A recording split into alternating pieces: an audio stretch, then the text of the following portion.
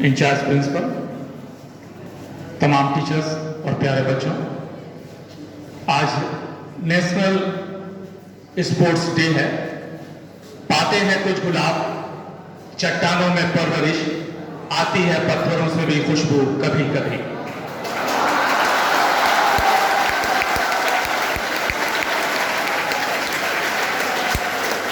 आज हम लोग जिस शख्स की पैदाइश का जश्न मना रहे हैं वो कोई साधारण व्यक्ति नहीं था। बहुत सारे खेल होते हैं, हम लोग आज जिस युग में जी रहे हैं उसमें क्रिकेट को अहमियत हासिल है। डॉन ब्रैडमैन का नाम सुने होंगे। अगर क्रिकेट में उनका नाम है तो हॉकी की दुनिया में किनका नाम है? ध्यानचंद का नाम है। ठीक उसी तरह से इनकी पैदाइश आज के ही दिन 1905 ईस्वी में इलाहाबाद में हुई। इनके फादर सूबेदार के ओहदे पे थे, ब्रिटिश आर्मी में सूबेदार के ओहदे पे काम कर रहे थे। वो खुद भी एक बेहतरीन खिलाड़ी थे और सिर्फ 17 साल की उम्र में ब्रिटिश आर्मी में सिपाही के ओहदे पर ज्वाइन करते हैं। 17 साल की उम्र के यहां बहुत सारे बच्चे हो सकते हैं, लेकिन उस 17 साल की उम्र में अपने फादर को हॉकी खेलते हुए देखना और देखने के बाद खुद खेलना, और जब आर्मी में सिलेक्शन हो जाता है तो दिन भर जो आर्मी की ड्यूटी थी, जो सिपाही की ड्यूटी थी, उस ड्यूटी को करना और फिर अपने उस टैलेंट को भी जारी रखना। ये कहा जाता है कि 1922 से लेकर के 1926 तक, उस जमाने में जब लाइट की इतनी सहूलत नहीं थी, दिन में काम करते थे, ड्यूटी पे रहते थे और ड्यूटी के बाद फिर जो है इंतजार करते थे कि चांद निकले और चांद की रोशनी में हॉकी स्टिक लेकर के वो ग्राउंड में पहुंच जाते थे। बहुत सारे लोगों को ऐसा लगता था कि ये कैसा लग रहा है, क्या कर रहा है, अंधेरे में हॉकी स्टिक लेकर के निकलना और फिर छोटे से बॉल के साथ इधर उधर कुछ करते रहना। यही जो चांद की रोशनी में निकलना और चांद बनना, उनके नाम के साथ ध्यानचंद जुड़ा हुआ है। ये भी इस कहानी का एक हिस्सा है। धीरे धीरे ये बात मशहूर होने लगी। उनके एक कोच थे गुप्ता करके, उन्होंने उनको खेलते हुए देखा तो उन्होंने कहा कि यह लड़का एक दिन चांद की मानिंद चमकेगा। और जो इनका नाम था ध्यान सिंह से आहिस्ता आहिस्ता उस चांद की मुनासबत से उनकी शोहरत, उनका चर्चा होने लगा और वो ध्यानचंद हो गए। अब 22 से लेकर के 26 तक का जो वक्त है उसमें सिर्फ उन्होंने खेलने में बिताया। सिर्फ 6 साल के आसपास, 6 साल तक ही वो स्कूल जा सके। बहुत ज्यादा पढ़ने में तेज नहीं थे, तो दूसरी तरफ उन्होंने खेल को चुना और फिर हॉकी की तरफ उनकी रुचि हुई। 1925 में हिंदुस्तान में इंडियन हॉकी फेडरेशन का वजूद की स्थापना होती है और उसके साथ ही साथ 1926 में एक बहुत इंपॉर्टेंट मैचेस खेले जाने थे हॉकी के न्यूजीलैंड में। और ये दौर ब्रिटिश आर्मी का था। यूनियन जैक के तहत इंडियन टीम खेलती थी और उसमें इनका भी सिलेक्शन होता है। ये पहली बार मुल्क से बाहर जा रहे थे। न्यूजीलैंड में 21 मैचेस खेले गए और उस 21 मैचेस में, जिसमें ये खुद शामिल थे, 18 में जीत, 1 में सिर्फ हार और 2 ड्रॉ हुआ। टोटल गोल्स इंडिया की तरफ से जो लगाए गए थे 192 और 192 गोल में से इसके ध्यानचंद के सिर्फ 100 गोल्स थे। और जब इस तरह के खेल को वहां के लोगों ने देखा तो जो अपोजिशन की टीम थी उन्हें इतराज हुआ। उन्हें लगा कि नहीं, इसके स्टिक में कुछ तो है। और जब कुछ है तो फेडरेशन तक भी बात पहुंची, बहुत सारी बातें हुई और लास्ट में ये हुआ कि जिस हॉकी से वो खेलते हैं उसे देखा जाए कि कहीं ऐसा तो नहीं कि कोई मैग्नेट हो, कोई कहीं ऐसा तो नहीं कोई ऐसी चीज हो जो बॉल को अपने साथ लेकर के चली जाती है। हॉकी स्टिक तोड़कर देखा गया, उसमें कुछ भी नहीं था, क्योंकि वो जादू उनके हॉकी में नहीं था, उनकी कलाइयों में था, उनके उस खेल में था। और वहीं से फिर ये जो हम लोग जादूगर कहते हैं वो इंडिया में किसी का दिया हुआ नाम नहीं है। न्यूजीलैंड के बारात में उसके बाद उनके खेल की बहुत सारी प्रशंसा हुई और उन्हें जादूगर कहा जाने लगा हॉकी का, और यही नाम द मैजिशियन, द विजार्ड के नाम से ये मशहूर हो गए। ठीक 26 के बाद एक मैच और होता है, वो होता है इंग्लैंड में लंदन फॉक स्टोन फेस्टिवल, और उस मैच में भी ब्रिटिश आर्मी की तरफ से ये शामिल होते हैं और वहां भी जितने मैचेस होते हैं उसमें से इंडिया की तरफ से जो गोल होता है 72 गोल्स और आधे गोल 36 गोल उन्होंने इंग्लैंड में भी मारे थे।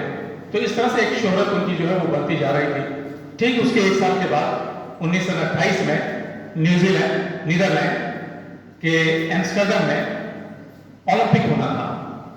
किसी बड़े मैच में पहली बार वो उन्हें अपनी प्रतिभा को दिखाने का मौका मिला और वहां से लेकर के ठीक 4 साल के बाद 1932 यूएसए लॉस एंजलिस ओलंपिक, और ठीक 4 साल के बाद 1936 जर्मनी के बर्लिन में 3 ओलंपिक्स और तीनों में गोल्ड मेडल।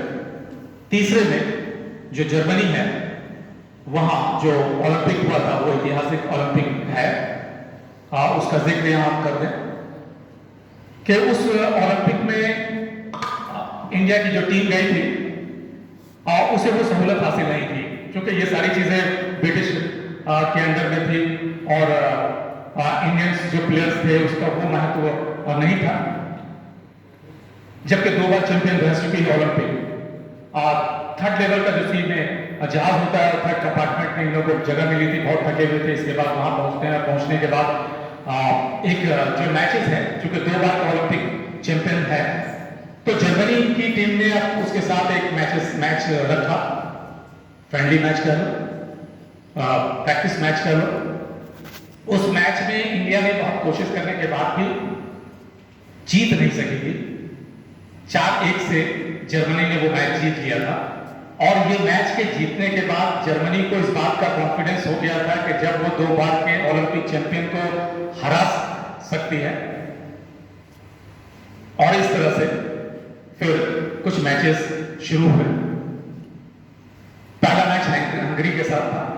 कैप्टन ध्यानचंद, उन्होंने पहले ही अपने टीम के तमाम जो खिलाड़ी थे उनको कहा कि नहीं, कुछ भी हो हमें जीतना ही है, और पहले मैच में 4-0 से हंगरी को शिकस्त देने में कामयाब होते हैं।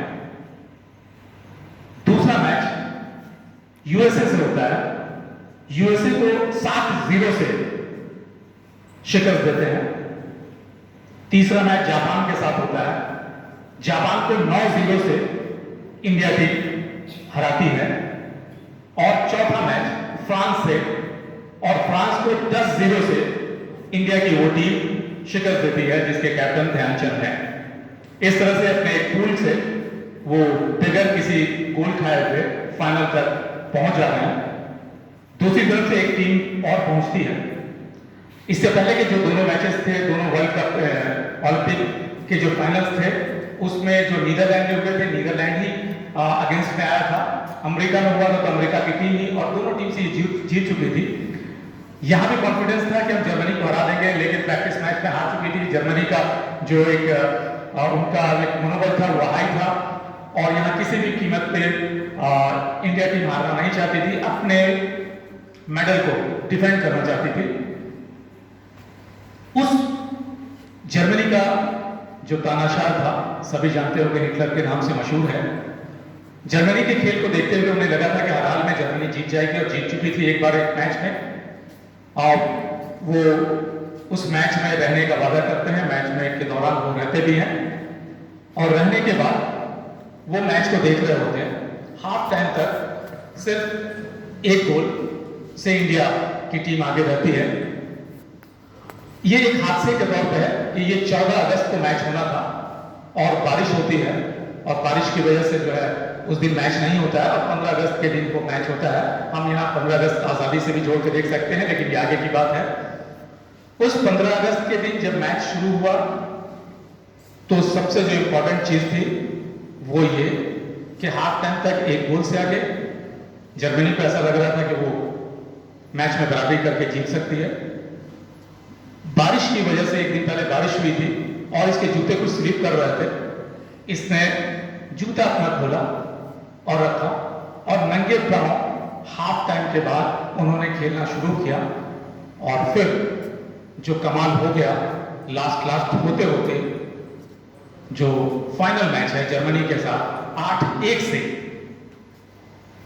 8 गोल और अगेंस्ट में सिर्फ एक गोल, और उसमें हैट्रिक ध्यानचंद की तरफ से 3 गोल उन्होंने मारे थे।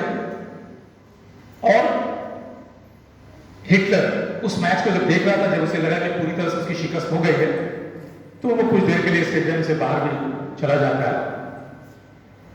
फिर प्राइज डिस्ट्रीब्यूशन की भी जो बात होती है, उसके बाद इस टीम को हिटलर अपने यहाँ दावत पे भी बुलाता है, और वो जानना चाहता है कि जिस शख्स के बारे में इतने करिश्मे की बात होती है, उसके स्टिक की बात होती है, उसके खेल की बात होती है, जब उन्होंने मैदान में खेलते हुए ध्यानचंद को देखा तो उसको लगा कि एक आम आदमी नहीं है, दुनिया में उसकी बादशाहत है, उसकी तानाशाही है, लेकिन ग्राउंड पे अगर कोई उसकी तरह स्टिक से 11 अगेंस्ट खिलाड़ियों को नचा सकता है, छका सकता है, तो वो सिर्फ ध्यानचंद है।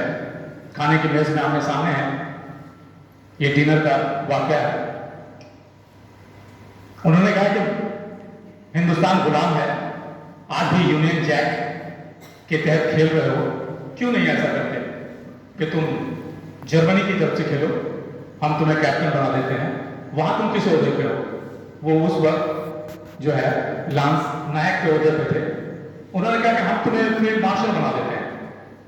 उनका जवाब था कि नहीं, मैं जिस धरती पे पैदा हुआ हूं मैं खेलूंगा भी उसी धरती के लिए। ये अलग बात है कि हम आज भी गुलाम हैं।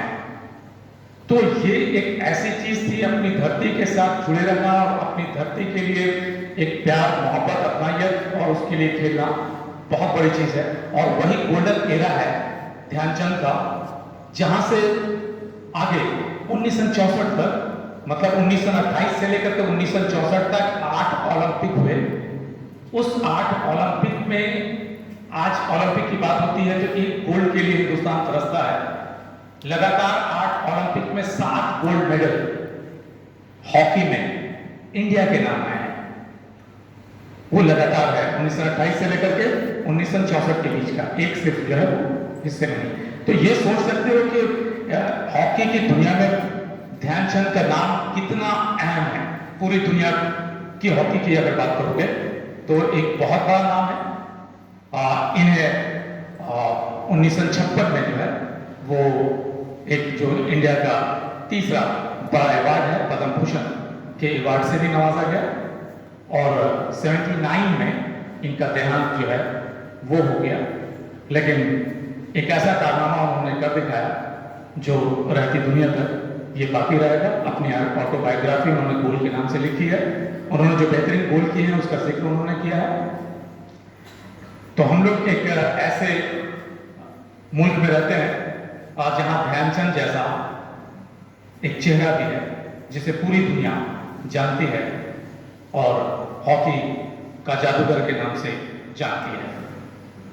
वो चांद बन के, चूंकि नाम के साथ चांद है, चंद है और चांद की वजह से ही है, वो चांद बन के हॉकी के आसमान पे चमकता रहा। वो चांद बन के हॉकी के आसमान में चमकता रहा। दुनिया आज भी उसके जादुई स्टिक के ध्यान में गुम है। शुक्रिया, बहुत बहुत शुक्रिया।